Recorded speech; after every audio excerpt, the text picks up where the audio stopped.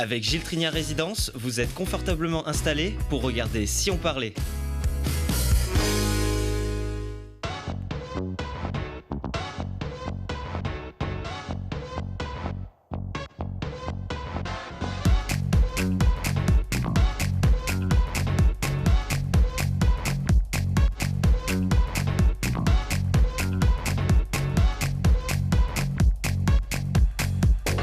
Bienvenue à tous, très heureuse de vous inviter à faire le plein d'énergie, de poésie, de bon rythme pour bien finir l'hiver avec ses talents.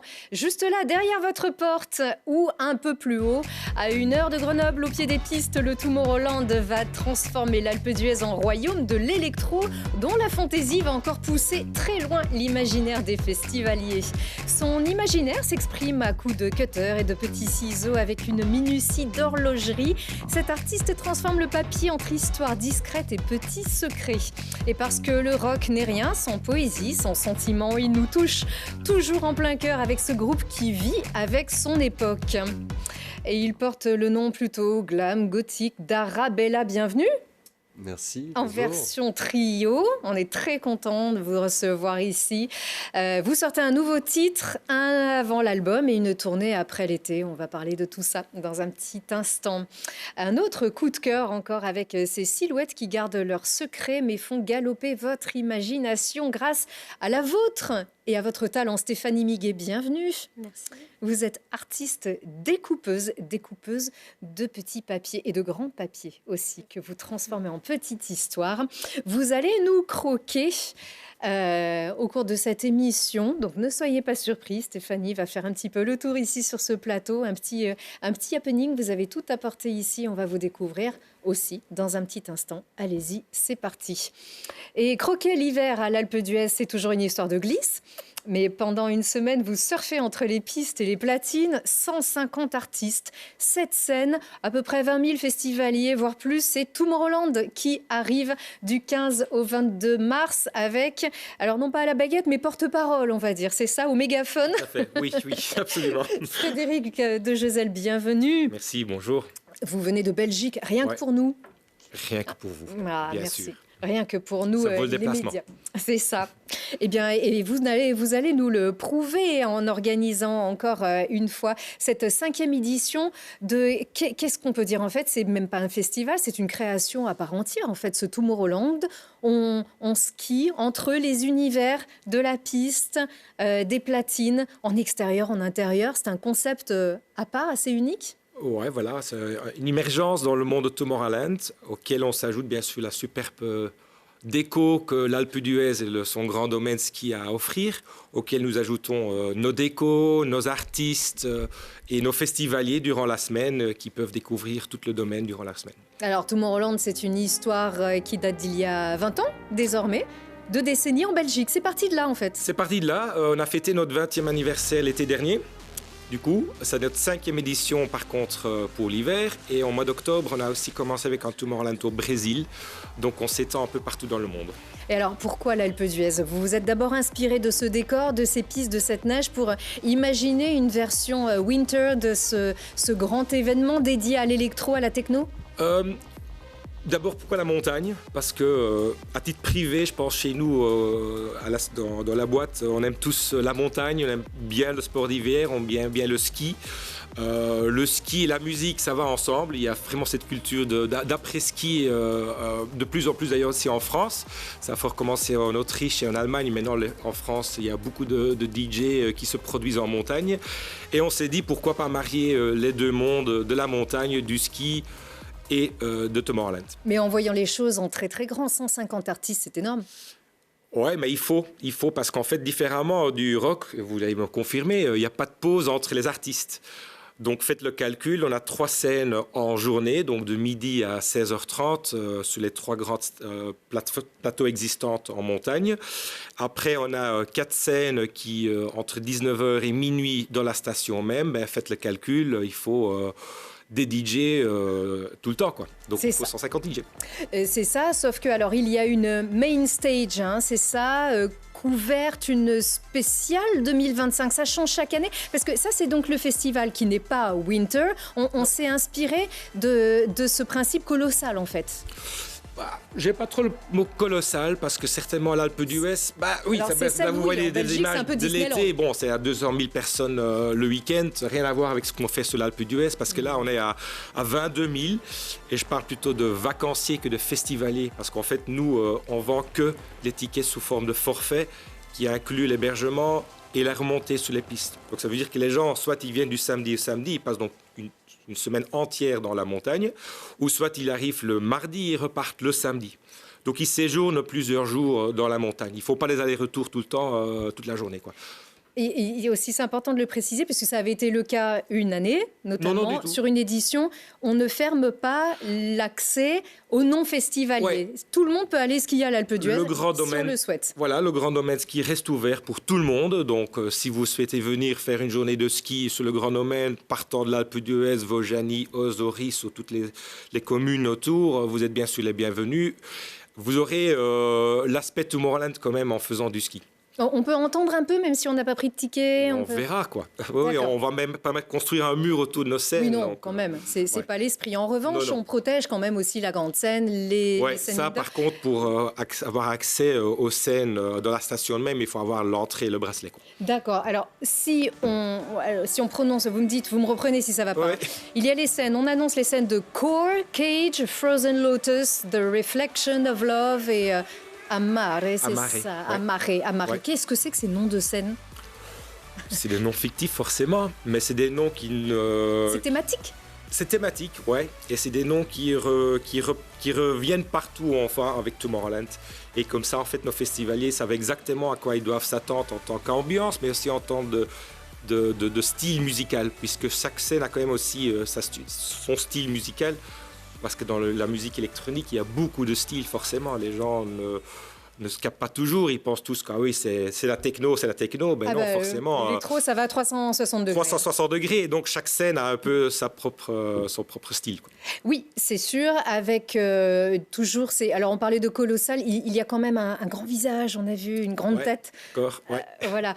Faut forcément, et ça rappelle un petit peu le rock un peu glam, un peu avec ces scènes un peu dingues.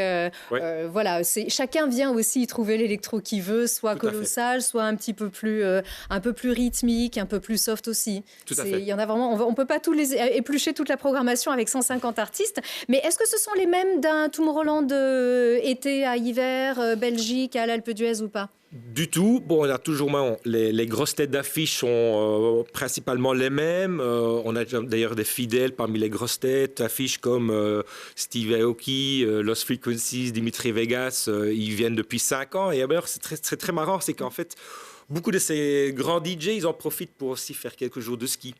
Ils viennent en famille. Et ça peut se faire qu'on se retrouve dans les remontées et sur les pistes accompagnés des grands DJ. Steve Aoki, il est grand amateur de board. Il fait du snowboard. D'accord. Et donc, il part la journée, il fait du snowboard toute la journée, parmi tout le monde. Et le soir, il se produit sur la scène marrant, principale. Donc, on peut se retrouver en remontée avec les grands noms. Donc, ça veut dire qu'on peut aussi... Je disais le mot colossal qui vous plaisait pas trop, mais en tout cas quelque chose d'assez gigantesque, tout en restant hyper humain et hyper familial. Ça, vous y tenez beaucoup. Absolument. Les enfants ont leur place aussi. On peut pas partout, pas mais sein quand du même. festival même, puisqu'on est un festival 18 ans de plus. Donc, il faut avoir plus de 18 ans pour pouvoir s'acheter un ticket. Même pour les scènes extérieures? Pour avoir accès vraiment D'accord. devant la scène, il faut avoir 18 ans. Oui. D'accord. Oui. Ouais. Après, il y a des festivals aussi pour les enfants. Si vous êtes en ski, en famille, vous passez par la scène, C'est ça. vous aurez certainement entendre les DJ. Surtout qu'à l'Alpe d'Huez, chacun peut trouver chaussures à son pied. Mais vous le disiez, l'électro ici à l'Alpe d'Huez et en France notamment, c'est important puisque l'électro est très traditionnellement français, cette French touch que le monde entier nous envie. Ça, vous y étiez. Alors, c'est parti de Kraftwerk quand même, je crois, aussi. Cassius, Kraftwerk, on peut même remonter jusqu'à Jean-Michel Jarre, à la limite, s'il faut. Bien sûr. Oui, certainement. Ah ben, bien sûr, Musique Jarre. électronique. Et encore, Céron, tous ces artistes qui sont revenus. Alors, eux, ils ne seront pas là, pas à cette édition-là. Ils ne seront pas là, mais on donne place à une nouvelle génération quand même. Donc, on a beaucoup de DJ français, françaises. Et ce qui est marrant, c'est qu'on a une équipe en fait de 4 collègues, collaborateurs qui travaillent sur l'Alpe d'Huez en plein temps, qui sont en collaboration et en contact constant avec les gens de l'Alpe d'Huez, etc., qui nous ont fait une petite short list de jeunes DJ de la région, de l'Alpe, même de Bourdoisan, qui nous ont dit tiens, ça peut être sympa de les avoir sur le festival. Et on a retenu 15 noms et les a programmés sur les scènes différentes de Tomorrowland. Donc, plus que jamais, cette édition-ci, les jeunes DJ de la région auront leur place sur nos scènes. Oui, alors là, on vient de voir DJ Galaxy, Oui. c'est ça, qui est originaire d'Alcy et qui va ouvrir la scène principale du mardi. On a aussi Vido, ça c'est sympa, hein? Oui, Vido, lui, Ouais. lui est d'Annecy, par exemple. Oui, c'est Galaxy ça, est de Vido. la Haute-Savoie. Vido D'accord, est de oui, ça. Annecy. D'accord, Annecy. Un techno, un Oui, style il faut aimer, mais un style très particulier, très à la mode d'ailleurs. Et donc voilà, il Ah, est ça très bouge connu. bien, hein? Ça bouge, ouais. Oui, ça bouge bien. Et puis, il y a toujours ce fameux son et lumière qui nous plaît tellement. Ouais. C'est-à-dire que même si les rythmes, on retrouve des rythmes, on retrouve des sons, mais côté spectacle, on n'est jamais en reste. On a Alex Van aussi, lui qui est parisien. Il est parisien, il a eu un grand tube avec Milkshake, qui est un peu style Afro House, qui était quand même dans les charts. Ou One, je ne sais pas si on dit Van ou One, je ne sais pas. Je ne sais pas le prononcer. Et, Alex Van, c'est ça. oui, voilà, Alex Van, voilà. Ça dépend si on prononce à la belge. Voilà, tout à fait. Et oui, toujours des sets qui ont Qui s'est vraiment- produit, comme vous voyez, pas mal ça de c'est sons. des images de l'été. C'est de Donc, on l'a déjà Tourment-Roland. eu Ouais. sur notre festival d'été. Oui, après tout, c'est sympa que chacun teste aussi les éditions Absolument. l'une et l'autre. Ouais. Les filles aussi, beaucoup de femmes Beaucoup au de femmes, platine de cette plus en année plus. encore. Ça nous fait beaucoup de plaisir. On a Jennifer Cardini, Oui. qu'on a vu ici aussi. Ça fait déjà 20 ans de carrière, Mhm. donc elle fait partie du groupe précurseur en fait, dont on vient de parler. On a évoqué des hommes, mais il y avait quand même aussi des femmes à cette époque-là, et maintenant de plus en plus. Et puis très techno, et puis on voit que la techno, ça va bien avec les couleurs et la nature. Oui. Bon, on va voir si ça se marie bien avec le blanc aussi, mais ça j'en suis sûre. Et puis encore dans ces programmations locales, Pablo Bozzi également.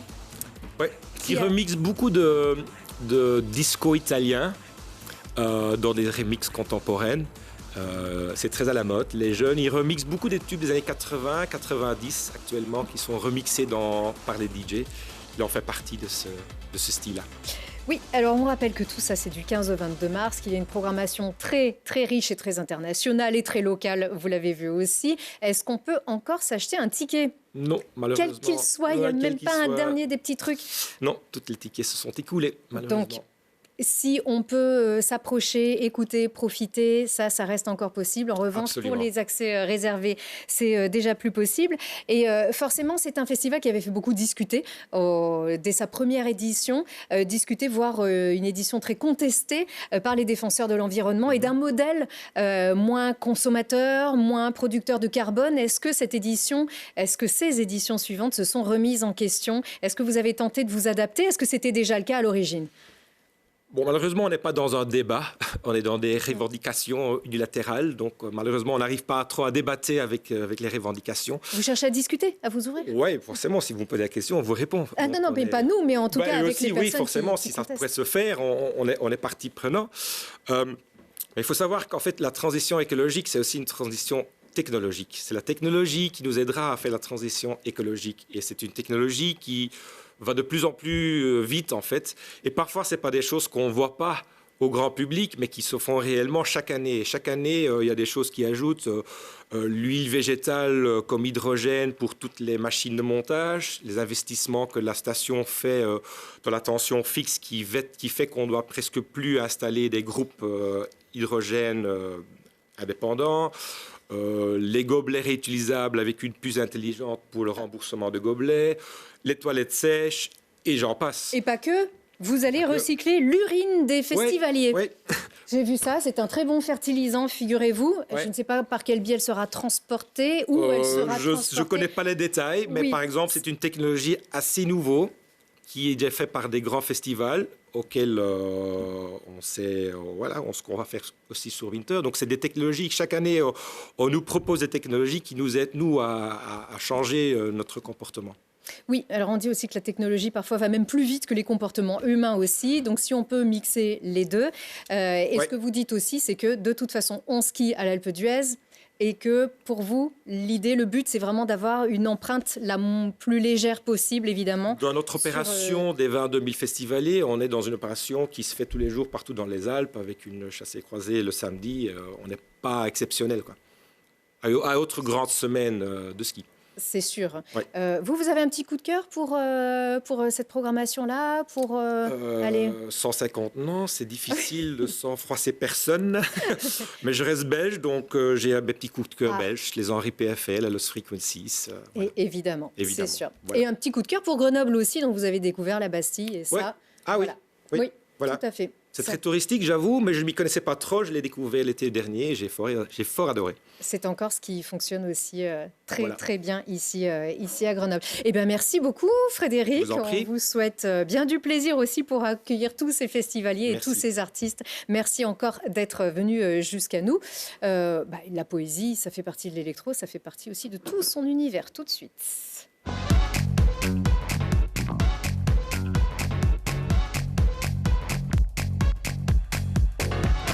Ça va, Stéphanie? Vous nous avez bien croqué? Oui. Alors, on parlait de véritables petits coups de cœur. Je pense. Alors, j'espère qu'on a vu juste. C'est toujours un peu stressant de se voir tirer le portrait. Je peux voir?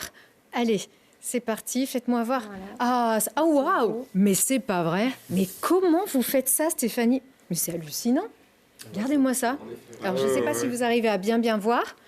Vous m'avez fait plus jolie. Dis donc, c'est incroyable. Est-ce que vous avez pris un petit coup de ciseau et vous avez découpé en fait votre papier? Je suis sans voix. Papier noir. D'accord. Vous l'avez plié et vous faites tout simplement. Vous avez vu ça? Alors, avant de découvrir, je suis vraiment scotchée, vraiment bravo. Donc voilà, cela confirme notre coup de cœur. Tenez, je vais le mettre ici. Je trouve ça tellement magnifique. C'est donc l'art que vous avez développé, le découpage de papier. Ça porte un nom, ça? On parle de l'art silhouette aussi. Alors, les portraits plus spécifiques faits comme ça à la main levée, c'est l'art de la silhouette. Et sinon, moi, dans l'ensemble, je suis découpeuse de papier. Je me considère comme artiste découpeuse de papier. Donc je fais aussi des tableaux. Les silhouettes, j'ai commencé plus récemment. Et le découpage de papier, j'ai commencé il y a 18 ans.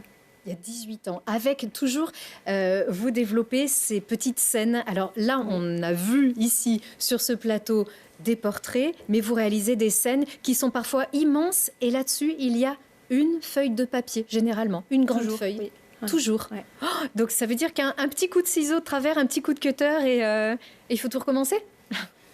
Oui, on est vite. C'est comme conduire sur la route. C'est toujours mieux de suivre la bonne trajectoire. Donc en général, avec l'expérience, on n'a quand même pas trop de chance de sortir du tracé. C'est tout ce que je fais comme ça. Mon travail au cutter, c'est des choses qui sont dessinées au dos. Donc c'est à chaque fois une feuille unique. Mais parfois rehaussée d'or, comme on voit là sur l'image. Ça, c'est incroyable. Mais d'où était partie cette inspiration, en fait? Moi, je découpais déjà beaucoup quand j'étais enfant. Après, j'ai pas fait ça toute ma vie, mais il y a 18 ans, donc j'ai découvert le musée du papier découpé en Suisse, qui est un petit musée d'art et tradition populaire de montagne, où est née la tradition du découpage suisse sous sa forme alpine et folklorique, on va dire. Et j'ai eu un coup de cœur pour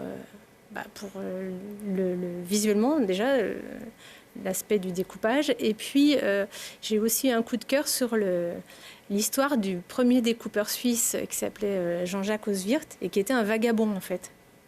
Et ça a résonné très fort en moi parce que cet homme, il avait eu des traumas de vie qu'on ne savait pas trop, dont on ne connaît rien en fait. Son histoire n'a pas été très... C'était un vagabond et il louait ses services à la journée. Et je trouvais ça fabuleux qu'un vagabond arrive à créer des telles choses et avec simplement une paire de ciseaux. Et ça vous a inspiré aussi, puisque là, juste derrière, il y a votre petite bourriche. Je ne sais pas si on peut la voir, mais vous vous déplacez donc avec un petit tabouret de pêche. Donc, et un peu à la Montmartre, vous asseyez et puis vous croquez les personnes, quelques scènes. Alors déjà, sur la technique, on va déjà s'arrêter sur cette technique. Là, vous découpez au cutter. Oui, les tableaux, je les fais au cutter. Et les portraits au ciseau, en fait. Ah, les portraits au ciseau et les tableaux au cutter. Ouais. Mais c'est extrêmement précis. Donc, c'est extrêmement fragile. C'est un papier... Quel type de papier, en fait? Le papier de mes tableaux, c'est un papier Clairefontaine 60 grammes que j'encre moi-même avec de l'encre de gravure. l'encre de linogravure, quoi. D'accord. Donc c'est des encres charbonnelles extrêmement noires, extrêmement denses. Donc, qui un donne un côté résultat très en- profond comme ça en termes de... D'accord. Un côté noir. ancré et un côté tout blanc. Voilà. Vous partez d'une petite esquisse, toujours au Moi, je fais crayon. des esquisses dans un carnet, mais là, c'est un tracé très précis. Quand je dessine sur la feuille, c'est que je vais suivre mon tracé fidèlement. Quand je travaille au cutter, c'est sur un dessin. Donc il y a à la fois votre inspiration et qui est sur le moment finalement, et puis ces petites scènes, ces tableaux, ces reconstitutions presque qu'on peut vous demander.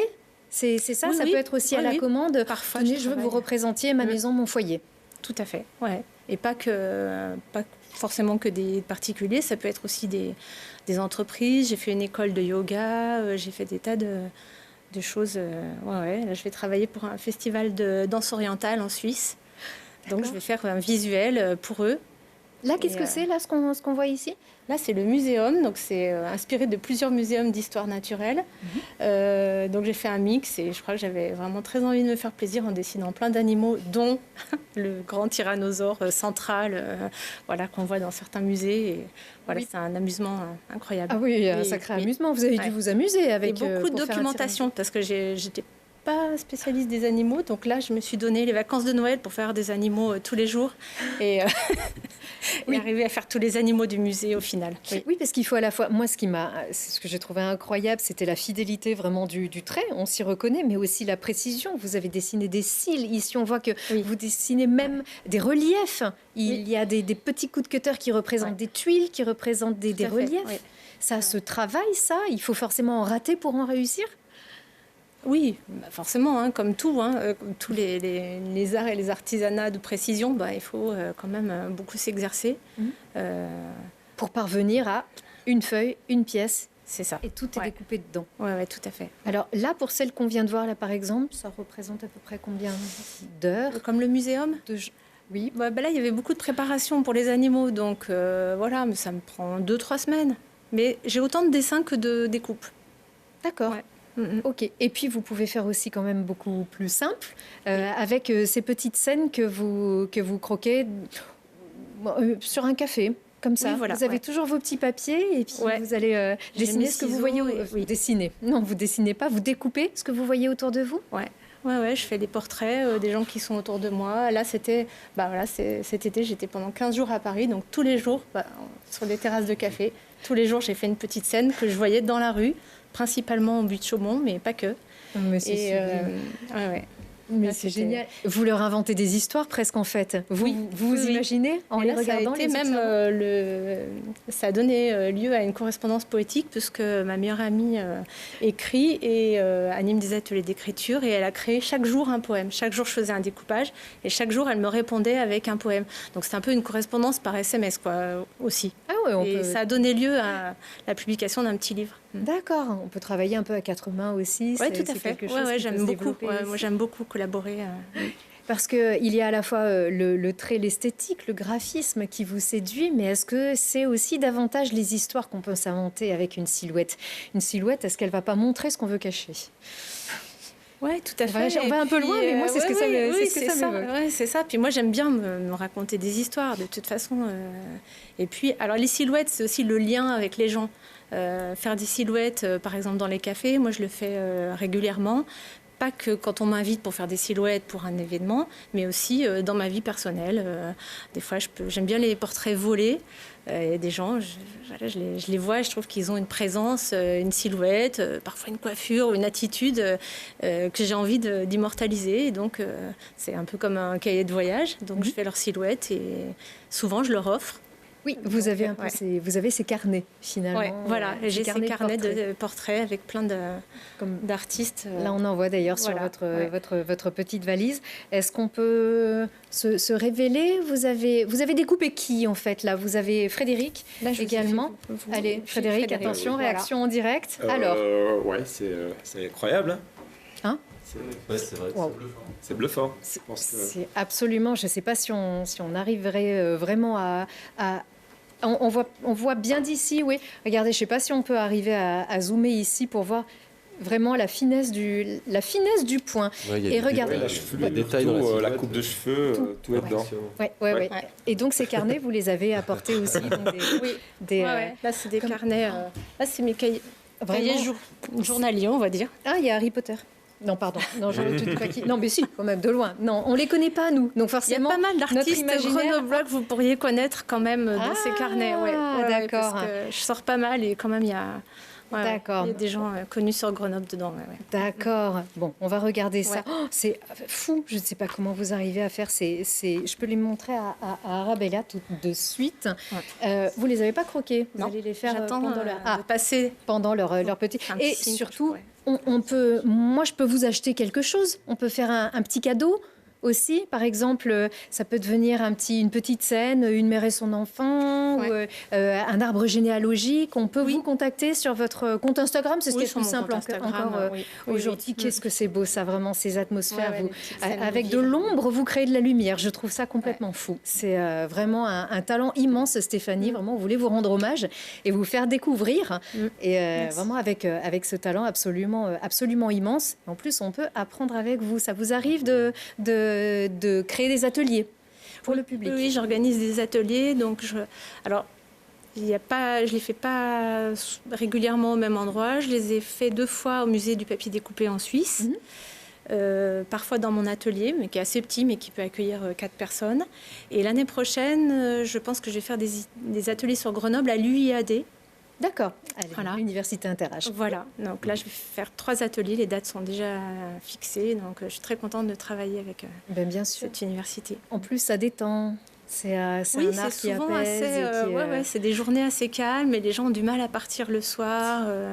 J'aime bien aussi montrer des petits diaporamas sur l'histoire du découpage, parce que c'est une de mes passions aussi, c'est d'étudier l'histoire des artistes découpeurs du temps passé. Donc je les présente aussi en même temps aux stagiaires. Mais en plus, c'est un art qui grandit et qui est très tendance aussi, grâce aussi aux réseaux sociaux qui sont une véritable C'est vrai. plateforme pour s'ouvrir et pousser encore le défi un petit peu plus loin avec certains qui sont capables de faire en quelques secondes des portraits incroyables comme vous venez de le faire. Vraiment, écoutez, un grand bravo. Vous pouvez continuer ici de vous exprimer. On y va, donc essayez de vous tenir droit. De toute façon, il ne vous trahira pas. Mais maintenant, on va parler de rock et c'est pas incompatible. Non.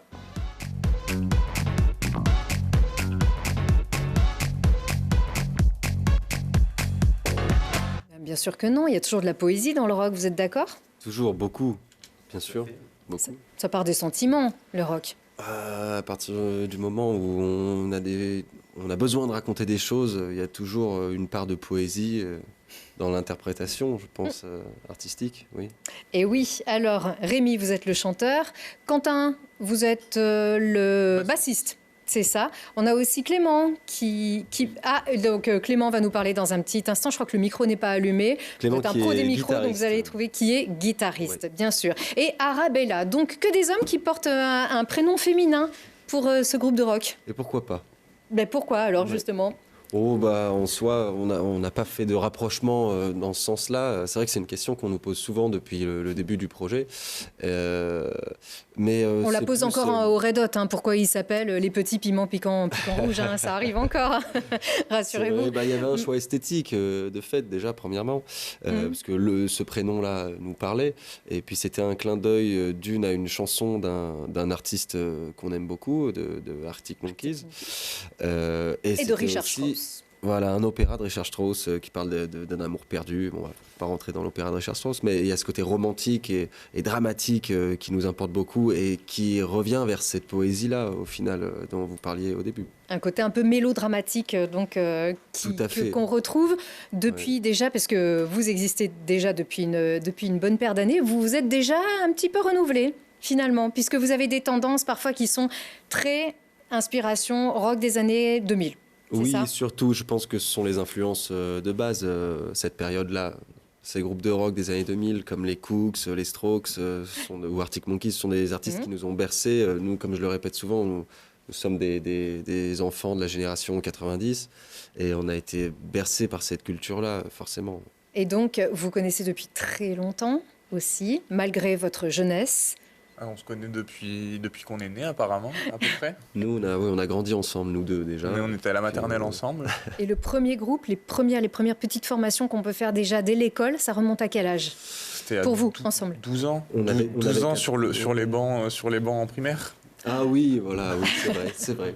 Bah oui, c'est vrai. Après, on a eu un premier projet ensemble qui a été, je pense, les prémices d'Arabella et qui nous ont amenés vers Arabella au final des années plus tard. Ouais. Alors, vous sortez un nouveau titre qui s'appelle Where Do the Plane Flûte. Attendez. Where do all the planes go? C'est ça. Do all the planes go. Where do all the planes go? Il n'est pas facile à prononcer. Ouais, Non, si, ça va. Where do all the planes go? C'est où vont tous les avions. C'est ça. Vraiment on a découvert vos origines. On va découvrir votre dernière actualité avec ce petit extrait. Regardez.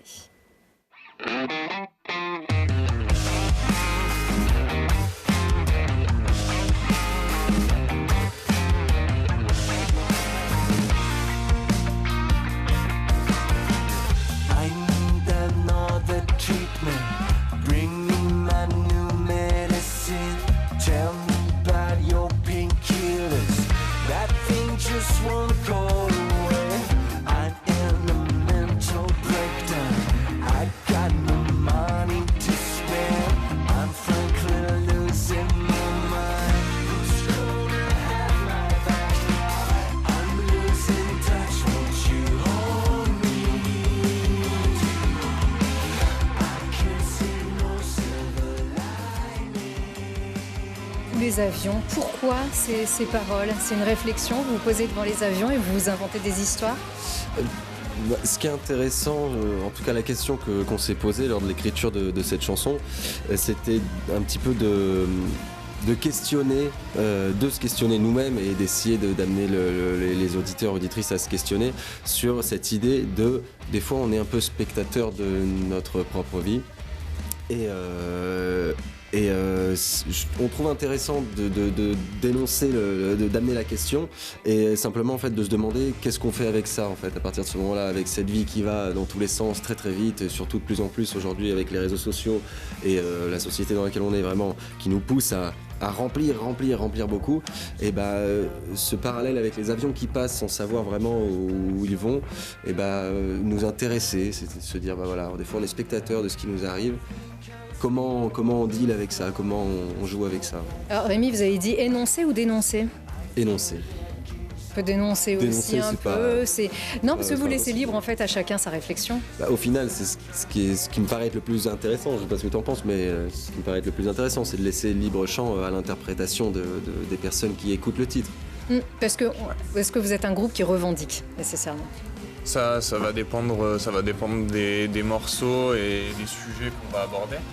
Mais c'est vrai qu'on va avoir des morceaux qui auront tendance à être un peu plus piquants, des morceaux un peu plus oniriques dans les paroles, avec plus de métaphores. Donc ça sera vraiment en fonction des morceaux, mais on se bloque pas dans des sujets, dans des thèmes. On aime bien explorer un peu toutes les options qu'on a. Mais très société, donc prendre du recul. Ça aussi, c'est pas. Vous n'êtes pas forcément un groupe de messages. Non, on n'est pas forcément un groupe engagé. On ne porte pas de drapeau particulier en soi. Mais l'inspiration, elle est aussi dans ce qui se passe autour de vous et dans les questionnements que vous pouvez avoir. Bien sûr. Évidemment, à partir du moment, pour moi. C'est important d'avoir des chansons qui parlent quand même d'amour, de bienveillance, de quête de soi, de l'autre, du rapport à l'autre. Donc ça parle fatalement des rapports qu'on entretient tous et toutes au quotidien.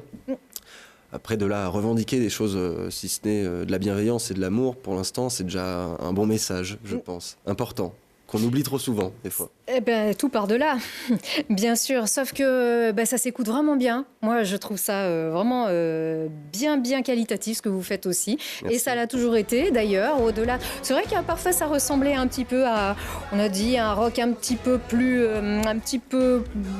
comment dire, new wave, post-punk, à un son un peu plus californien.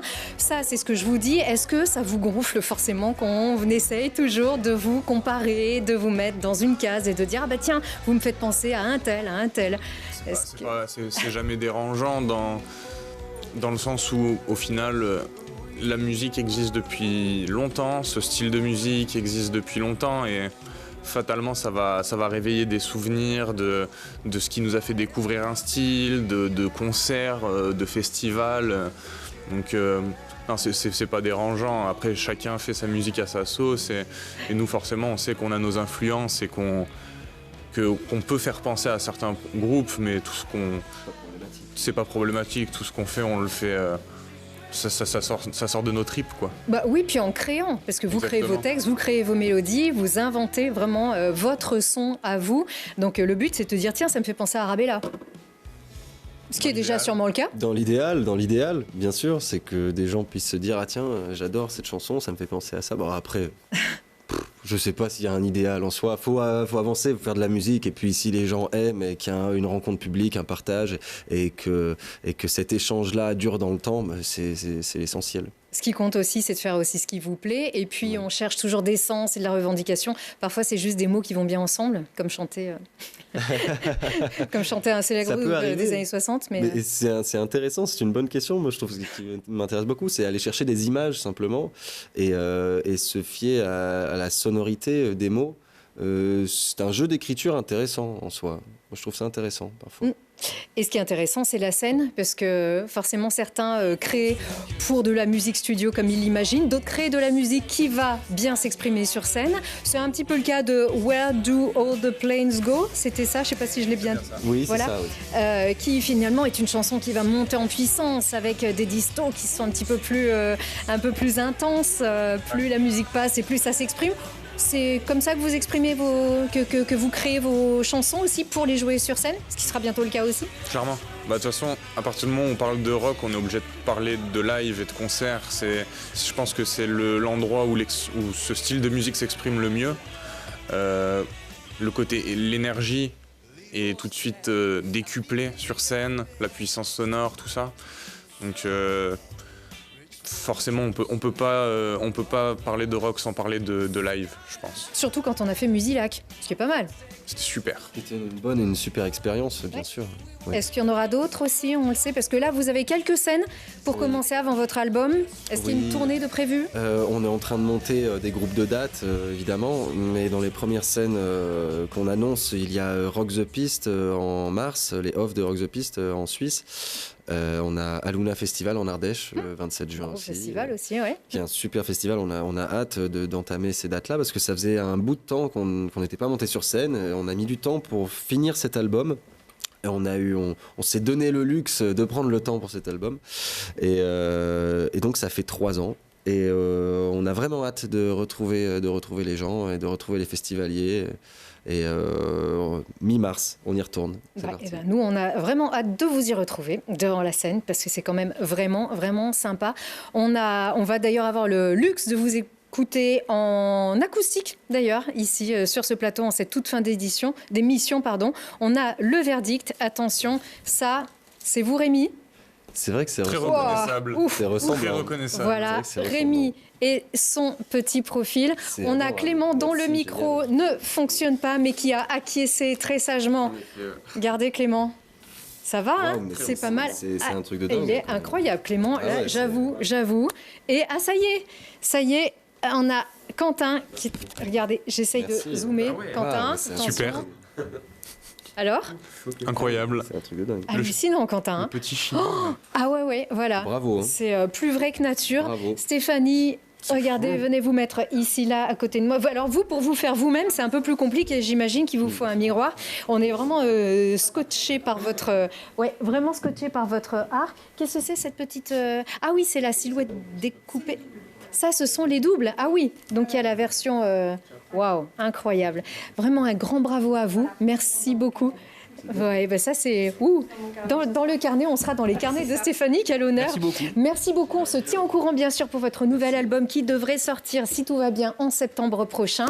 Bon Tomorrowland, merci. Prenez plein de neige et plein d'électro dans les oreilles. Pas trop, attention, il faut bien écouter quand même. Et puis pas trop consommer avant d'aller skier, ça c'est hyper important. La sécurité, le fun, absolument. Mais vraiment la sécurité. Ouais. Merci à vous Frédéric d'être venu et encore merci à vous Stéphanie Miguet. Merci. On vous écoute tout de suite en acoustique. Arabella, tout de suite.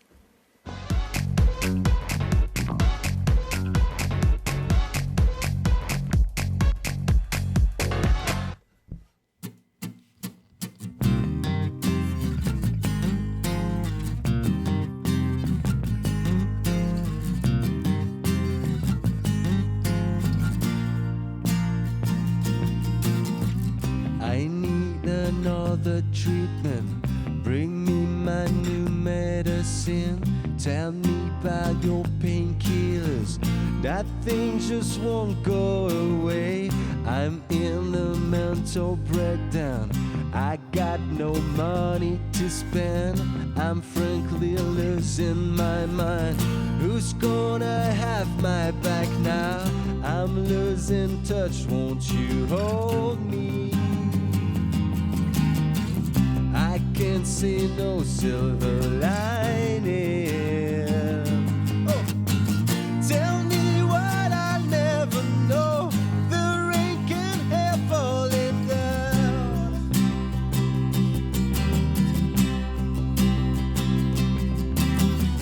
Tell me what I never know. Where do all the planes go?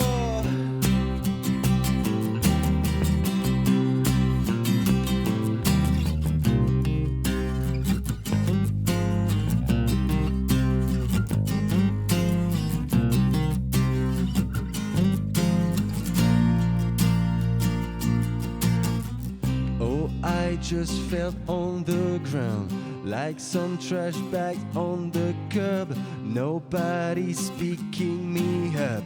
I think I'll sleep on the floor. The spotlight shines on my face. I feel their gaze on my face. All my emotions are dead. Since I'm drunk every weekend, I'm losing touch, won't you hold me? I can't see no silver lining. Oh. Tell me what I never know. Where do all the planes go? Eh.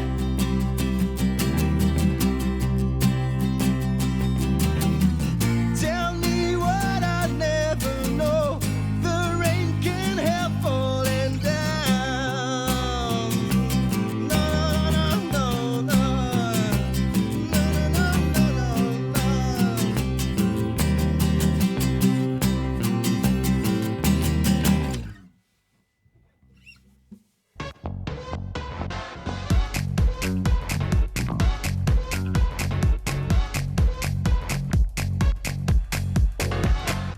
Vous avez profité de Si on parlait avec Gilles Trigna Résidence.